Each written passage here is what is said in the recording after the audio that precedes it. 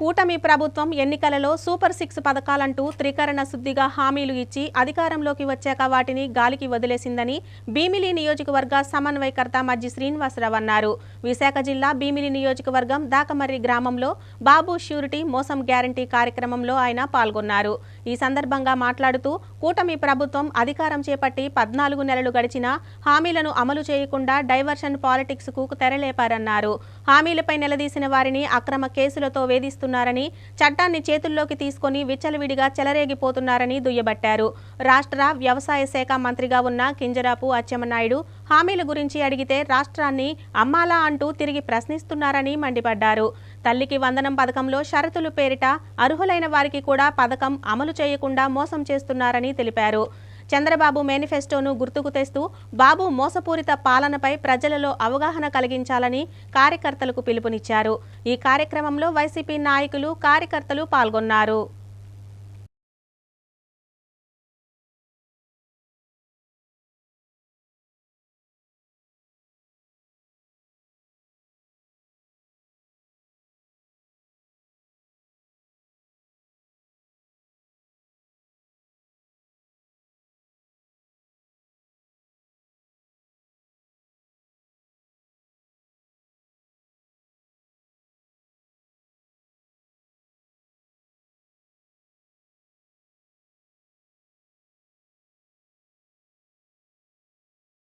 బాబు surety మోసం guarantee ఎందుకు ఈ నినాదం పెట్టారు?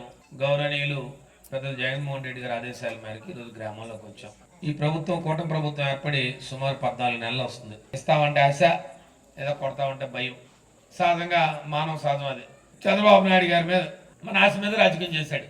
ప్రజల ఆశమంతులు వాళ్ళకి జగన్మోహన్ రెడ్డి గారు చెప్పిన వెంటనే ఇన్ని పథకాలు ఇచ్చాడు.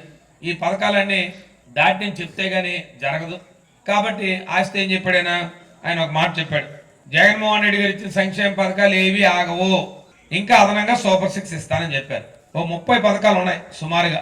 ప్రజలందరికీ ఏమనిపించింది? ఎన్నికల్లోకి వచ్చినప్పుడు జగన్ గారు ఆల్రెడీ ఇవన్నీ ఇస్తున్నారు, షెడ్యూల్లో పడిపోయింది, అలవాటు పడిపోయారు. చంద్రబాబు నాయుడు గారు కూడా చెప్తా ఉంటే అయితే చంద్రబాబు నాయుడు గారు మీద నమ్మకం తక్కువ. చాలా మంది, కొంతమందికి అనుభవజ్ఞులు ఎందుకంటే పెద్దవాళ్ళు చంద్రబాబు చెప్తాడు కానీ ఇటు చేయడం, ఇటు మా దొంగ మా అన్నప్పుడు అలాగే చేశాడు. కానీ ఆయన పక్కన జోడీని తీసుకొచ్చారు.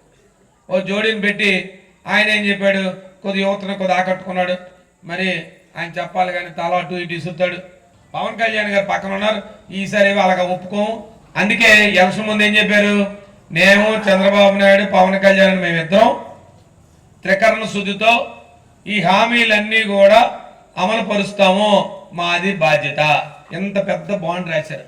ఆ బాండ్ ఇది మాకు తెలీదు, మేము కూడా అందరూ అనుకునేవాళ్ళే. ఇవన్నీ కూడా మాకు జగన్ గారు మొన్న మీటింగ్ పెట్టి చూపించారు. ఇవన్నీ చంద్రబాబు నాయుడు ఎన్నికల ముందు ఇచ్చాడు. మాకు ఎంతసేపు వెళ్ళకుండేది, ఇంటింటి గడపడికి వచ్చాం, పుస్తకాలు ఇచ్చి ఏమమ్మా ఈ పెన్షన్ అందిందంటే అందింది బాబు, ఇల్లు ఇచ్చారా అందింది, పట్టా ఇచ్చారా అందింది, రైతు భరోసా ఇచ్చారా అందింది, మీ పిల్లలు బాగా చదువుకున్నారా, అమ్మఒడి వచ్చింది, అమ్మఒడి ఫీజు ఏ పథకాలు అర్హులు ఉంటే అర్హులు ఉన్న వాళ్ళు అందరూ చెప్పారు. అందరూ చెప్పగానే ఏమమ్మా మళ్ళీ ఎవరికి నెక్స్ట్ మీ అధికారం ఇస్తామంటే బాబు ఇన్ని ఇచ్చిన తర్వాత ఇంకెవరికి వేస్తాం, జగన్ గారు కాకపోతే అని అనేవారు. అనగానే మేము అంత ఆనందంగా ఉండేవాళ్ళం. అది మాలో చిన్నది ఉంది. మరి మాకు చెప్పగా మా ప్రెసిడెంట్, ఎంపీటీసీలు అందరూ వాలంటీర్లు వెళ్ళిపోతున్నారు, పంచుకు వెళ్ళిపోతున్నారు, వాలంటీర్లు వచ్చేస్తున్నారు మనసులో ఉండేది. అయితే ఎలాగైనా వాలంటీర్లు పై వరకు కాదు, మా వాళ్ళే ఎవరైనా అందమ్మ పిల్లలు, బాబు పిల్లలు, సొంత పిల్లలు, ఇది అన్నదమ్ములు వాళ్ళందరూ వాళ్ళ వాలంటీర్ల మీదకి వెళ్ళిపోయేసరికి మరి మా వాళ్ళు కూడా పెద్ద లాస్ట్ 3 నెలలు ఎలాగ మనకు ఓట్లు వేస్తారులే, మరి 10 సార్లు ఇంటికి వెళ్ళి వాళ్ళకి అన్నిసార్లు చెప్తామని చెప్పి ఉండిపోయారు. ఇవన్నీ ఈ గ్యాప్లో ఏం చేశారు? ఒక క్యూఆర్ కోడ్ కొడితే ఈ క్యూఆర్ కోడ్లో డీటెయిల్స్ అన్నీ వస్తాయి. ఏం డీటెయిల్స్ వస్తాయి? చంద్రబాబు నాయుడు గారు ఎన్నికల ముందు ఏం చెప్పారు, ఎన్నికలు అయిపోయి ఇప్పుడు సంవత్సరం అయింది, తర్వాత ఏంటి చెప్పారు. ఎన్నికల ముందు ఏం చెప్పాడైనా చెప్పాను కదా మీకు, జగన్మోహన్ రెడ్డి ఇచ్చిన పథకాలన్నీ కొనసాగుతున్నాయి, ఇక అదనంగా సూపర్ 6 ఇస్తామని చెప్పారు. ఎందుకు చెప్తున్నామంటే ఇవన్నీ కూడా మాకే ఇంక ఇప్పుడే ఎలక్షన్ లేవు, ఇవాళ వాళ్ళు చెప్పారు కదా అని చెప్పి మనం వదిలేయడానికి లేదు. మన ప్రతిపక్ష పార్టీగా మీ తరపున ఖచ్చితంగా ఈ ప్రభుత్వాన్ని మెడల వంచి నువ్వు ఎన్నికల్లో ఇచ్చిన హామీలన్నీ అమలు పరుస్తావా లేదా అనే భావన మనం చేయడానికి ఇవాళ మీ తరపున వచ్చాం తప్ప నేనేం వాళ్ళని ఇప్పుడే విమర్శించడానికి రాలే. ఇంకా మీ ప్రభుత్వం 3.5 సంవత్సరాలు ఉంది, మీరు ఇంకా పనిచేయండి. మేము చెప్పినవన్నీ మోసం కాదు, చంద్రబాబు నాయుడు బాబు షూరిటీ భవిష్యత్తు గ్యారంటీ అని చెప్పండి. ఎందుకంటే మీరు ఆ నినాదంతో వచ్చారు, భవిష్యత్తు గ్యారంటీ అని వచ్చారు. బాబు భవిష్యత్తు దేవుడికి ఎరుగు, నేను మోసం గ్యారంటీ అని చెప్పడానికి వచ్చాం. కాదు మేము మోసం కాదు, మేము భవిష్యత్తే గ్యారంటీ అని చెప్పాలంటే ఇప్పటికే సంవత్సరం పథకాలు మీరు ఇవ్వాలి. ఏ సంవత్సరం మొదటి సంవత్సరంలో పథకాల్లో పెన్షన్ తప్ప మీరు ఏదైతే హామీ ఇచ్చారో ఆ ఇచ్చిన హామీలు అమలు పరచండి అని చెప్పడానికి వచ్చాం.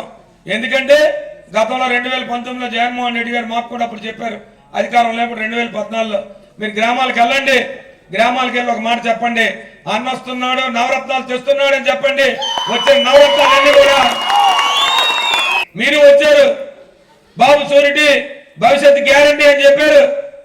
చూస్తే ఎక్కడ భవిష్యత్ దేవుడి గారుగా మోసం కనబడుతుంది. ఈ ప్రభుత్వాన్ని మీ తరపున వైఎస్ఆర్ పార్టీ ఖచ్చితంగా జగన్మోహన్ రెడ్డి నాయకత్వంలో ఈ ప్రభుత్వం నిలదీస్తాం, ఈ ప్రభుత్వం మెడలు ఉంచుతాం. మీకు అందవలసిన సంక్షేమ పథకాలు అందించే వరకు పోరాడుతూనే ఉంటాం, మీటింగులు పెడుతూనే ఉంటాం, గ్రామాల్లో అవేర్నెస్ తెస్తూనే ఉంటాం. మీరు ఇవ్వకపోతే రేపు ప్రజా కోర్టులో మిమ్మల్ని దోషిగా నిలబడతాం. అది మా బాధ్యత.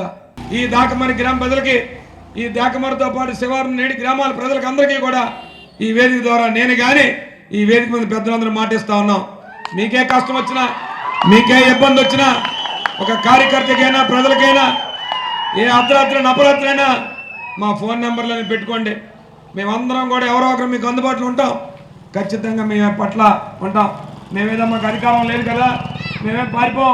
మీకు ఇందాడే చెప్పాను, అధికారం ఉంటే మీకోసం పనిచేస్తాం, అధికారం లేకపోతే మీ తరపున పనిచేస్తాం, మీ తరపున ఈ ప్రభుత్వాన్ని నిలదీస్తాం. ఇది మా బాధ్యతగా మేము గుర్తెరుగుతున్నాం.